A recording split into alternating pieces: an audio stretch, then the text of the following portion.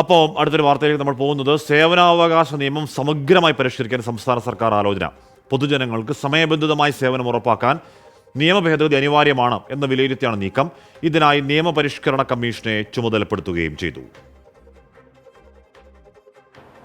വിവരാവകാശ നിയമത്തിന് ശേഷം നടപ്പാക്കിയ ഏറ്റവും ശക്തമായ നിയമമായിരുന്നു പൊതുജനാവകാശ നിയമം. 2012 കേരള പ്രവിധനത്തിലാണ് സംസ്ഥാനത്ത് നിയമം പ്രാബല്യത്തിൽ വന്നത്. എന്നാൽ 11 വർഷം പിന്നിടുമ്പോഴും ഈ നിയമത്തിലെ വ്യവസ്ഥ അനുസരിച്ചുള്ള സേവനങ്ങൾ ജനങ്ങൾക്ക് ലഭ്യമാകുന്നില്ല. സർക്കാർ വകുപ്പുകളും തദ്ദേശ സ്വയംഭരണ സ്ഥാപനങ്ങളും ഭരണവകുപ്പുകളും നടത്തുന്ന എല്ലാ സേവനങ്ങളും ജനങ്ങളുടെ അവകാശമാക്കുന്നതാണ് നിയമം. സേവനം നൽകാൻ വിസമ്മതിക്കുന്ന ഉദ്യോഗസ്ഥരെ നിയമത്തിന് മുന്നിൽ കൊണ്ടുവന്ന് ശിക്ഷിക്കാം. എന്നാൽ ജനങ്ങൾക്ക് നിശ്ചിത സമയപരിധിക്കുള്ളിൽ സേവനം നൽകുന്നതിൽ നിലവിലുള്ള നിയമത്തിൽ പഴുതുകളുണ്ടെന്നാണ് സർക്കാർ വിലയിരുത്തൽ. നിയമം നടപ്പാക്കുന്നതിൽ വകുപ്പുകൾ പരാജയപ്പെടുന്നു. പിന്നോക്കം നിൽക്കുന്ന വിഭാഗങ്ങൾക്കുള്ള സേവനങ്ങൾക്ക് മുൻഗണന നൽകണമെന്ന വ്യവസ്ഥയും പാലിക്കപ്പെടുന്നില്ല. ഓരോ സർക്കാർ സേവനത്തിനും സമയപരിധി നിർണ്ണയിക്കുക, സേവനം സമയബന്ധിതമായി ജനങ്ങൾക്ക് നൽകുക തുടങ്ങിയവയാണ് നിയമത്തിലെ മറ്റു പ്രധാനപ്പെട്ട വ്യവസ്ഥകൾ. ഏറ്റവും കൂടുതൽ പരാതി റവന്യൂ രജിസ്ട്രേഷൻ വകുപ്പുകളെക്കുറിച്ചാണ്. 11 വർഷം മുമ്പുള്ള നിയമത്തിലെ വ്യവസ്ഥകൾ പ്രയോജനപ്പെടുന്നില്ല. കർശന വ്യവസ്ഥകൾ വേണമെന്നാണ് ഉദ്യോഗസ്ഥ ഭരണപരിഷ്കാര വകുപ്പിൻ്റെ നിർദ്ദേശം. കാതലായ മാറ്റം നിർദ്ദേശിക്കാൻ നിയമപരിഷ്കരണ കമ്മീഷനെ ചുമതലപ്പെടുത്തി ഉത്തരവിറക്കി. നിയമത്തിൽ മാറ്റം വരുത്താനുള്ള വിശദമായ നിർദ്ദേശവും കരട് ഭേദഗതിയും സമർപ്പിക്കാനാണ് നിർദ്ദേശം.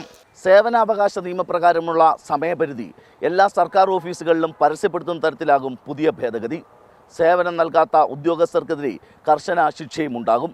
ഇതിലൂടെ പൊതുജനങ്ങൾക്ക് സേവനം നിശ്ചിത സമയപരിധിക്കുള്ളിൽ ലഭ്യമാക്കുന്നതിനുള്ള വ്യവസ്ഥകളാകും നിയമപരിഷ്കരണ കമ്മീഷൻ പരിഗണിക്കുക. VA ഗിരീഷ്, 24, തിരുവനന്തപുരം. പൊതുജനം കഴുതയല്ല സാർ എന്ന് പറഞ്ഞാൽ സേവനാവകാശ നിയമം സംസ്ഥാനത്ത് നടപ്പാക്കിയിട്ട് 11 വർഷം കഴിഞ്ഞു. അത് പൊതുജനങ്ങൾക്ക് കാര്യമായ ഗുണം കിട്ടുന്നില്ല എന്ന് വന്നതോടെയാണ് ആ നിയമം പരിഷ്കരിക്കാം എന്നൊരു ആലോചനയിലേക്ക് സർക്കാർ പോകുന്നത്. വിവരാവകാശ നിയമം പോലെ കാര്യമായ പ്രചാരണം സേവന നിയമത്തിന് കിട്ടാത്തതാണ് വെല്ലുവിളിയായത്. വിവരാവകാശ കമ്മീഷണറേറ്റ് പോലെ ഒരു പരാതി പരിഹാര അതോറിറ്റി ഇല്ലാത്തതും ആ നിയമത്തിൻ്റെ ന്യൂനതയാണ്.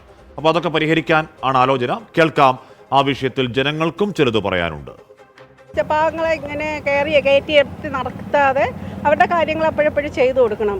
അല്ലാതെ പാവപ്പെട്ടവരെ ഞാൻ സ്ഥിരം കാണുന്നതാണ്. പാവപ്പെട്ടവരെ സ്ഥിരം അവർ കയറി ഇറങ്ങിയാലും അവരുടെ കാര്യങ്ങളൊന്നും നടക്കുന്നില്ല. കാലാകാലത്തേക്കും ഓരോ മാറ്റങ്ങൾ വരുത്തേണ്ട ആവശ്യമാണ്. ഇപ്പോഴത്തെ ജീവനിലവാരം അനുസരിച്ച് അവർക്ക് ആനുകൂല്യങ്ങൾ കൂടുതൽ കൊടുക്കണം. അവർ ജോലി ചെയ്തനുസരിച്ച് അവർക്ക് ശമ്പളവും കിട്ടണം. മാറ്റങ്ങൾ കൊണ്ടുവരണം. ഗവൺമെൻറ് ജോലി ചെയ്യുന്നവർക്ക് ശമ്പളം കൊടുക്കുക, പിന്നെ പെൻഷനായവർക്ക് പെൻഷൻ സമയങ്ങളിൽ കൊടുക്കുക. ജീവനക്കാർക്ക് ശമ്പളം കൂട്ടണം, ശമ്പളം ആനുകൂല്യമൊക്കെ കൂട്ടിത്തരണം. പെൻഷൻ കൊടുക്കാനുള്ളവർക്ക് പെൻഷൻ കൊടുക്കണം. ഇപ്പം തന്നെ പെൻഷൻ എല്ലാം മുടങ്ങി കിടക്കുകയല്ലേ. കൃത്യസമയത്ത് 10 മണിക്ക് ഓഫീസിൽ വരിക, അവരുടെ ഡ്യൂട്ടികൾ കൃത്യമായിട്ട് ചെയ്യുക, അതെല്ലാം കഴിഞ്ഞിട്ട് പോരെ ഇനി അടുത്ത മാറ്റങ്ങൾ വരുത്തുന്നത്. അപ്പോൾ അതാണ് ആ വിഷയത്തിൽ ജനത്തിന് പറയാനുള്ളത്. ദാനീഷ് പ്രസാദ് പറയുകയാണ്, as per the rule we cannot kill the tiger, better choice is to transfer to zoo. അതൊക്കെയാണ് ചട്ടം പറയുന്നത്. പക്ഷേ ആ നാട്ടുകാർ വൈകാരികമാകുന്നതിനെ നമ്മൾ ഒരു തരത്തിൽ കുറ്റം പറയാൻ കഴിയില്ല. കാര്യം ഒരാളെ കൂട്ടത്തിലുള്ള ഇന്നലെ വരെ കൂടെ കണ്ട ഒരാളെ കടിച്ചു കൊന്നൊരു കടുവ, നരഭോജി കടുവയെ കൊല്ലണം എന്നവർ ആവശ്യപ്പെടുന്നതിൽ ഒരു തെറ്റുമില്ല. അവരെ കാര്യങ്ങൾ പറഞ്ഞ് മനസ്സിലാക്കാൻ ശ്രമിക്കുന്നു വനംവകുപ്പ് എന്നാണ് തോന്നുന്നത്. സുരേഷ് ബാബു പറയുകയാണ്, നവകേരള സദസ് കൊണ്ട് കേരളത്തിലെ ഒരുപാട് റോഡുകൾ കുഴികൾ അടഞ്ഞിട്ടുണ്ട്. അത് സത്യം തന്നെയാണെന്ന് പറയുന്നു. അതിന് മുഖ്യമന്ത്രി മന്ത്രി വ്യൂഹം അങ്ങോട്ടേക്ക് വരേണ്ടി വന്നു എന്നുള്ളത് സങ്കടകരമാണ് എന്നും ആ കൂട്ടത്തിൽ പറയണം. സഞ്ജു പറയുന്നു, ഗെറ്റ് ലോസ്റ്റ് എന്ന് ഗവർണർ പറയുമ്പോൾ this is not your ancestral property എന്ന് പറയാനുള്ള ആർജവം മലയാള മാധ്യമങ്ങൾ കാണിക്കണമായിരുന്നു. സഞ്ജു, എന്താണ് ഗെറ്റ് ലോസ്റ്റ് എന്നൊക്കെയുള്ള പദപ്രയോഗങ്ങൾ നടത്താമോ എന്ന് ഗവർണർ ആലോചിക്കേണ്ടത്, അത് ഉചിതമാണോ എന്ന് ആലോചിക്കേണ്ടത് ഗവർണറാണ്.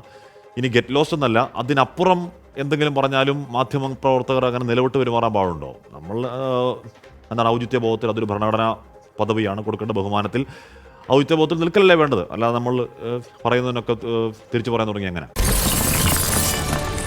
24 അഞ്ചിന്റെ വജ്രത്തിളക്കം.